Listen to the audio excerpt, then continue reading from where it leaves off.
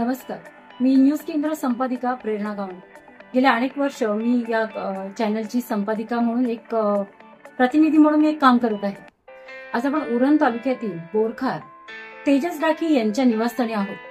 तेजस डाकी यांची पत्नी श्रीकन्या डाकी यांना शैक्षणिक सामाजिक विशेष कार्य केल्याबद्दल आज आपण त्यांना सन्मानित करण्यासाठी त्यांच्या निवासस्थानी आलेलो आहोत। या सन्मानाचं नाव आहे नवदुर्गा पुरस्कार, महिलांना प्रेरणा मिळावी या उद्देशाने वर्षभर आपण हे कार्यक्रम राबवत असतो। ताई नमस्कार। नमस्कार ताई, कसा प्रवास झाला आपल्या ह्या लोकसेवेचा कार्याचा? हा प्रवास कसा होता? आपली शैक्षणिक दृष्टी कशी होती? आपण कसा आपला परिचय द्याल? प्रवास म्हटलं तर सर्वप्रथम आम्ही पहिल्यांदा समाजकारणामध्ये उतरल्यानंतर जे काही आतापर्यंत आम्ही समाजाची सेवा करत आलेलो आहोत, तसं पाहिलं तर आम्ही गावामध्ये जी स्कीम चालू केलेली आहे, मुलगी झाल्यानंतर 5,000 रुपये, कोणाचं निधन झालं तर 10,000 रुपये, मुलगी जन्माला आली तर 25,000 रुपये, तसेच आम्ही अनाथ आश्रम बोला किंवा वृद्धाश्रम बोला या ठिकाणी सुद्धा आम्ही समाजसेवा केलेली आहे। कोणाच्या पर्सनल काही अडचणी असतील त्या सुद्धा आम्ही त्यांना जितक्या तऱ्हेने आम्हाला त्यांना मदत करता येईल त्या हेतूने आम्ही त्यांना मदत करत आलेलो आहोत। आपण लोकसेवेतून, सामाजिक कार्यातून आज राजकीय एका नेतृत्वाचं प्रतिनिधित्व करण्यासाठी महाराष्ट्रातील एक विधानसभा ज्याचं नेतृत्व करण्यासाठी फार मोठं बळ लागतं, फार मोठी इच्छाशक्ती लागते। आपली कशी इच्छा झाली या माध्यमातून आपण उरण मतदारसंघ निवडलाय, जो अनेक बदलांमध्ये, अनेक विकासांच्या दृष्टिकोनातून जात आहे। आपण पण वैद्यकीय शिक्षण घेतलेलं आहे।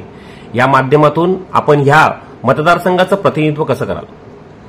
मतदारसंघाचं प्रतिनिधित्व पाहिलं तर आपण आतापर्यंत आपल्या जो उरण तालुका अविकसितच्या हेतूने जात आहे, उरण तालुक्यामध्ये कोणतीही अशी सेवा सुविधा जी मुबलक असते, आपल्या प्रत्येक व्यक्तीसाठी मूलभूत गरज असते, ती गरज पाहिली तर नाही। साधं हॉस्पिटल सुद्धा नाही। क्रिटिकल जर एखाद्या पेशंटची जर अवस्था झाली तर त्याला आपल्याला वाशी, मुंबई या ठिकाणी हलवायला लागते। कित्येक वेळा असंही सुद्धा होते की पेशंटला तिथपर्यंत नेताना जीव गमवावा सुद्धा लागतो। एवढी दयनीय आपली उरणची अवस्था आहे। तसं पाहिलं तर साधं शॉपिंग मार्केटसाठी डीमार्ट मॉल नाहीये। शिक्षणासाठी पाहिलं तर खास करून साधं इंजिनिअरिंग कॉलेज सुद्धा आपल्या उरणमध्ये नाहीये। आपल्याला सुद्धा वाशी, मुंबई या ठिकाणी जावे लागते। नॉर्मल गोष्टी पाहता पाहता आम्ही समाज कार्यातून ह्याच गोष्टी अनुभवल्या तर आम्हाला असं कुठेतरी वाटते की आपल्या उरणचा विकास व्हावा, जो अविकसित आहे, चाललेला आहे। तर आम्हाला जास्तीत जास्त आम्ही आमच्यासाठी मी या मैदानात उतरलेली नाही, तर लोकांच्या सेवेसाठी या मैदानामध्ये लोकांना मूलभूत गरजा उपलब्ध व्हाव्या याच्यासाठीच आम्ही हा प्रयत्न करत आहोत। तर मला माझ्या खास करून माझ्या महिलांना माझी विनंती आहे की हे जे मी कार्य करण्यात सक्षम झालेले आहे त्यासाठी तुमची मला खास करून जास्त सहकार्याची, प्रेमाची गरज आहे। जर माझा विजय झाला तर हा माझा एकटीचा विजय नसून आपल्या सर्व उरण तालुक्यातील महिलांचा हा माझा विजय आहे। माझी जर हार झाली तर तुम्हा सगळ्या महिलांची सुद्धा हार आहे। अनेक वर्ष तेजस डाकी यांच्या पाठीशी उभा राहिलेला युवक, नवतरुण, त्यांनी दिलेली ही सर्व प्रकारची मदत, या सर्व माध्यमातून आज तेजस डाकी सारख्या एका व्यक्तिमत्वाचा आपल्याला आधार मिळतो। कुठल्या शब्दामध्ये त्यांना व्यक्त कराल? काय भावना असतील?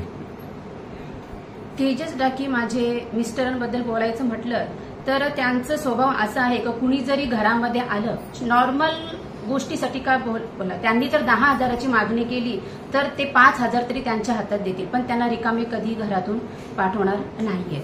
त्यांनाही हेच वाटते की माझा उरण तालुका जो अविकसित झालेला आहे त्याला कशा प्रकारे जास्तीत जास्त विकसित करू शकतो मी, याच्यासाठीच ते धडपडत आहेत।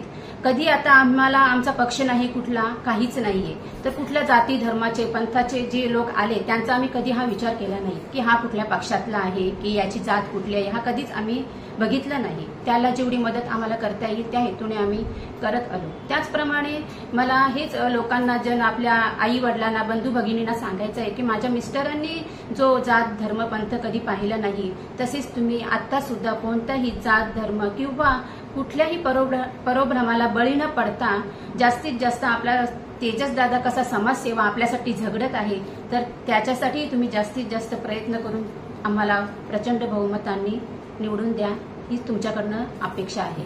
जशी इंधनाला ऊर्जेची गरज असते तशीच नेतृत्वाला लोकशाहीची गरज असते। आणि ह्यासाठीच मी आव्हान करत आहे. हे आता माझ्या परिवाराचा वारसा घेऊनच पुढे हा जात आहे राजकारणाचा.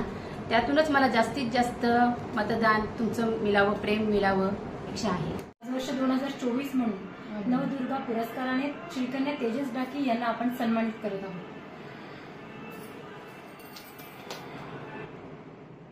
सर्वप्रथम मी नवदुर्गा न्यूज केंद्र नवदुर्गा तर्फे मला सन्मानित केल्याबद्दल खूप आभार मानते.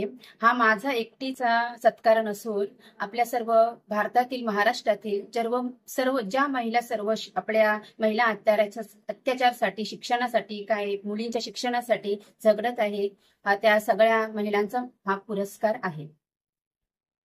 भगवंताकडे काय प्रार्थना आहे? लोकशाहीचा सर्वात मोठा उत्साहामध्ये उमेदवारी अर्ज आपण दाखल केलाय. काय भगवानकडे साकडे घाला? भगवंताकडे माझी एकच प्रार्थना आहे की मी ह्या ज्या समाजकार्यासाठी उतरली आहे मैदानामध्ये, तर जास्तीत जास्त करून मला समाजातील लोकांचा सहभाग मिळावा, त्यांचं प्रेम मिळावं आणि मला जास्तीत जास्त प्रचंड मताने निवडून द्यावी, हीच भगवंताकडे माझी मनापासून विनंती आहे.